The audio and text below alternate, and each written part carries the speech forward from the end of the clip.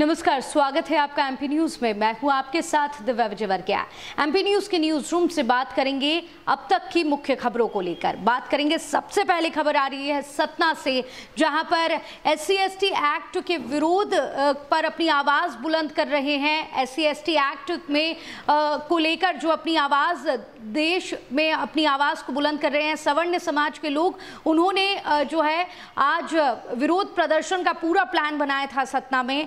वहां पर सीएम शिवराज सिंह चौहान की जन आशीर्वाद यात्रा वहां पर पहुंची थी और सीएम शिवराज की सभा वहां पर होनी थी। ऐसे में सवर्ण समाज वहां पर पहुंचा और उनका पूरी तैयारी उनकी थी कि वहां पर उनको विरोध प्रदर्शन करना है। पर ऐसे में जब पुलिस को वहां पर जानकारी मिली तो पुलिस ने वहां पर लाठीचार्ज किया है सवर्ण समाज पर। और ये पहली बार ऐसा हुआ है कि सवर्ण समाज के इस तरीके से प्रदर्शन के पहले ही उन पर लाठीचार्ज हुआ हो। अब देखने वाली बात होगी कि जहां सवर्ण समाज एकजुटता का परिचय देते हुए अपनी आवाज बुलंद कर रहा है और SC/ST एक्ट के विरोध में कदम से कदम मिला रहा है, तो ऐसे में जब उन पर लाठीचार्ज हुआ है तो किस तरीके से यह आग भभकती है और क्या एक नया एंगल यहां पर देखने को मिलेगा, ये देखने वाली बात होगी। पर यहां पर सीएम शिवराज सिंह चौहान का घेराव करने के लिए पहुंचे थे। सीएम शिवराज सिंह चौहान की सभा में प्रदर्शन करने के लिए, विरोध प्रदर्शन करने के लिए पहुंचे थे सवर्ण समाज के लोग।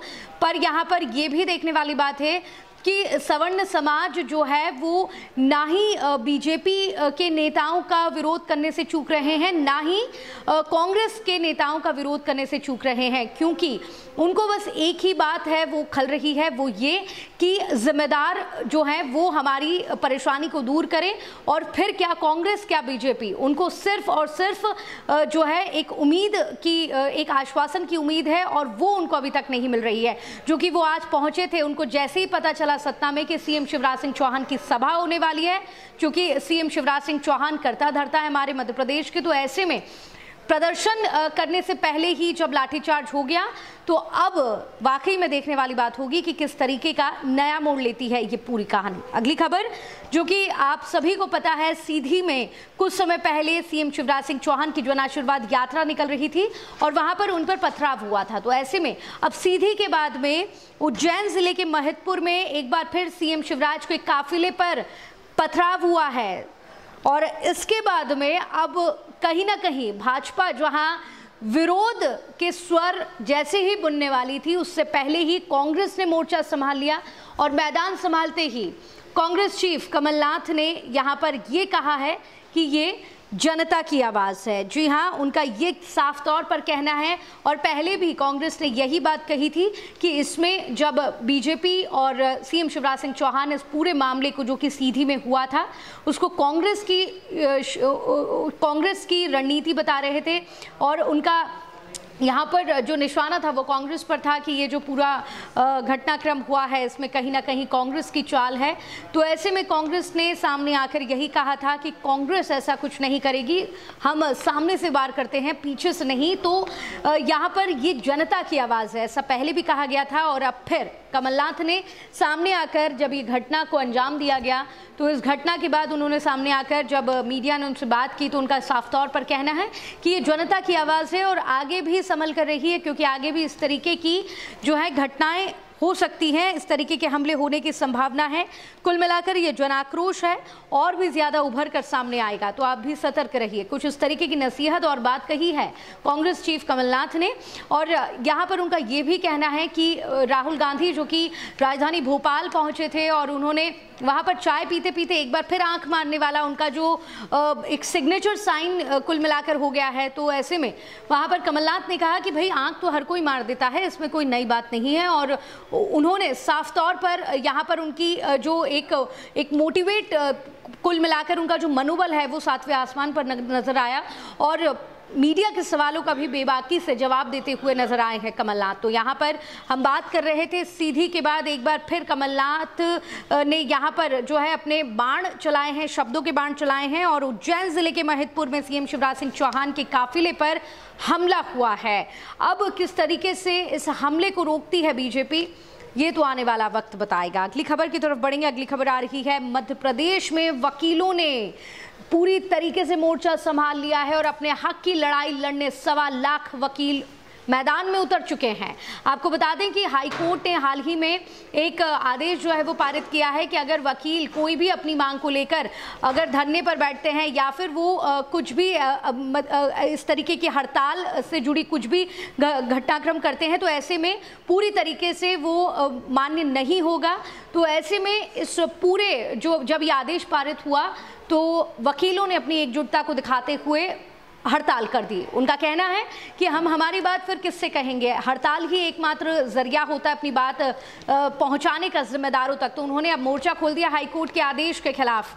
तो अब आज की अगर हम बात करें तो आज पूरे मध्य प्रदेश में काम बंद रहा वकीलों द्वारा और इंदौर में भी इसका सीधा असर देखने को मिला।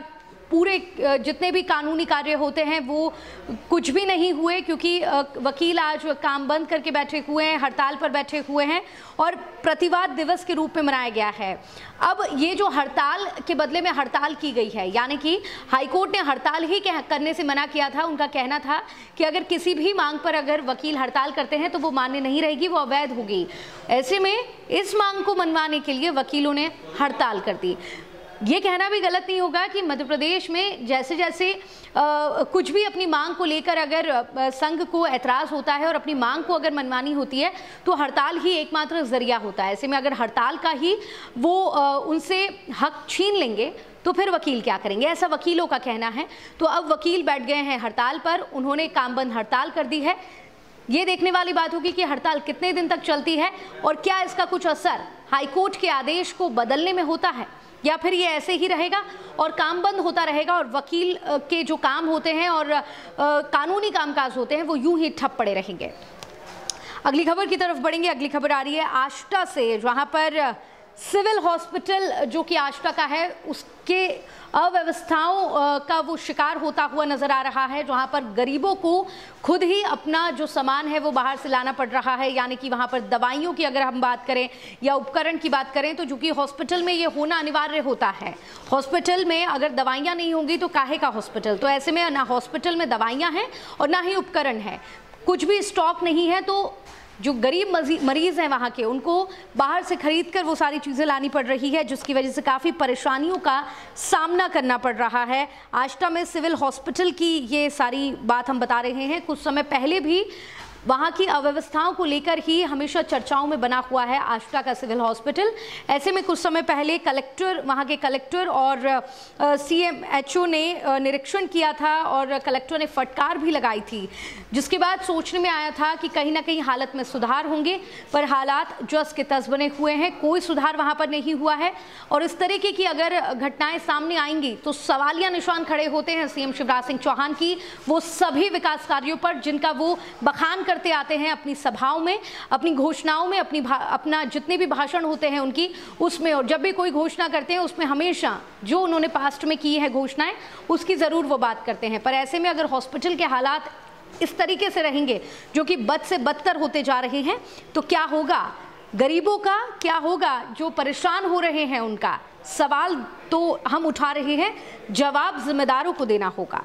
अगली खबर की तरफ बढ़ते हैं। अगली खबर आ रही है इंदौर से। विधायक महेंद्र हाड़िया, जिनको विकास वाले बाबा भी कहा जाता है, ऐसे में एक और विकास उन्होंने किया है इंदौर शहर में, इंदौर शहर की जनता के लिए।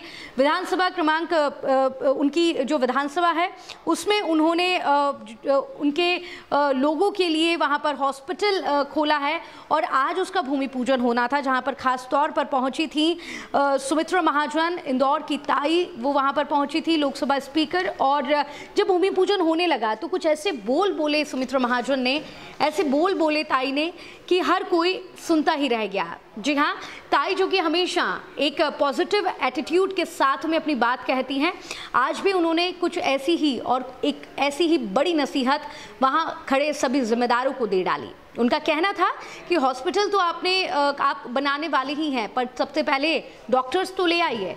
डॉक्टर्स की कमी की वजह से हॉस्पिटल जो हैं वो यूं ही खाली पड़े रहते हैं और हॉस्पिटल का कुछ भी औचित्य नहीं होता है अगर हॉस्पिटल के अंदर डॉक्टर ही नहीं होगा तो ऐसे में वहाँ पर जब ये बात कही गई ताई द्वारा तो हर कोई सुनता ही रह गया। हालांकि हम आपको बता दें कि जो विधायक महेंद्र हाड़िया जो हॉस्पिटल बनाने जा रहे हैं तो कहीं ना कहीं गरीबों के लिए ये एक बड़े विकास की तो बात है ही, एक बड़ी सौगात तो उनको मिल ही रही है, पर ऐसे में कहा यह भी जा रहा है कि इतना भव्य रूप से यह अस्पताल होगा कि उनका एमवा अस्पताल के चक्कर नहीं लगाने पड़ेंगे।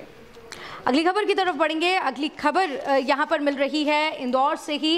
इंदौर कलेक्टर निशांत वरवड़े ने एक बड़ा कदम उठाया है, चूँकि हाईटेक ज़माना है और टेक्नोलॉजी का भरपूर उपयोग जो है हर कोई कर रहा है और आगे बढ़ रहा है। ऐसे में इंदौर कलेक्टर निशांत वरवड़े ने भी टेक्नोलॉजी का भरपूर उपयोग किया है और टेक्नोलॉजी की तरफ थोड़ा रुझान बढ़ाते हुए उन्होंने अपने सभी अधिकारियों को वायरलेस सेट दिए हैं। जी हाँ, वायरलेस सेट, यानी कि कल तक जहां मोबाइल से बात होती थी, मोबाइल से जानकारी प्राप्त होती थी, तो ऐसे में अब वायरलेस सेट होंगे जिससे कभी भी कहीं भी, और सबसे बड़ी बात, जब भी इमरजेंसी केस अगर कुछ रहता है तो उसमें अपनी बात जो है आसानी से कलेक्टर भी पहुंचा सकते हैं और उनके अधिकारी भी कलेक्टर तक पहुंचा सकते हैं।